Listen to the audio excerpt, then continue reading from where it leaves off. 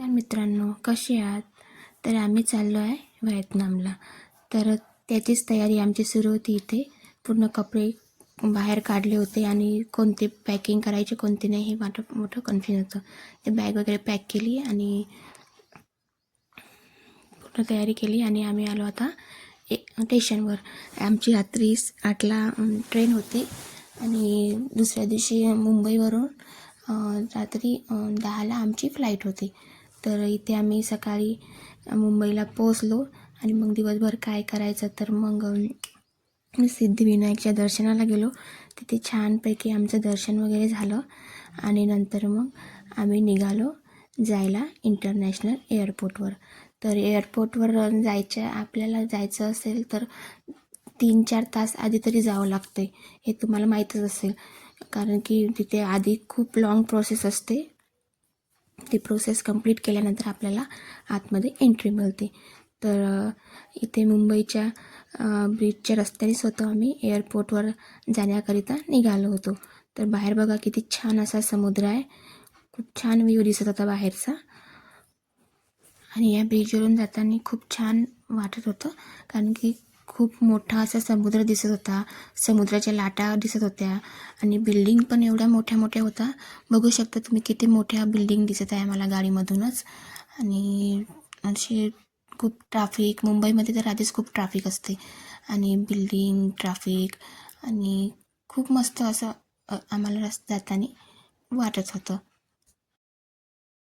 आणि मग पोचलो आम्ही इथे इंटरनॅशनल एअरपोर्टवर. तर बघा एअरपोर्टचा नाईट व्ह्यू किती छान दिसत होता बाहेरून आणि आतमध्ये पण खूप छान होता. तर बाहेरूनच एवढा सुंदर दिसत होता कारण की रात्रीचा टाईम असल्यामुळे सगळीकडे लाईट वगैरे खूप मस्त दिसत होता.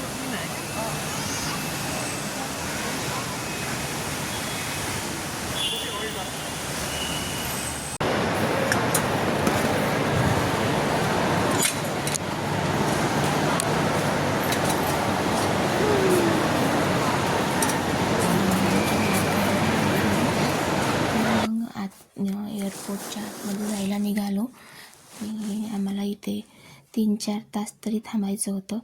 तर आतमध्ये खूप छान असं होतं. खूप साऱ्या प्रकारचे शॉप होते, ज्वेलरी, कपड्यांचे आणि खूप वेगळ्या प्रकारचे शॉप होते.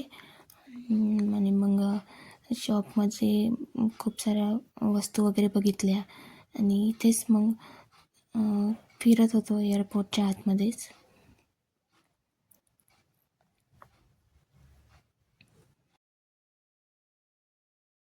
आणि इथेच आम्ही फिरता खूप काही आम्हाला नवीन पाहायला मिळालं आणि खूप छान असं होतं असं पाहण्यालायक इथे.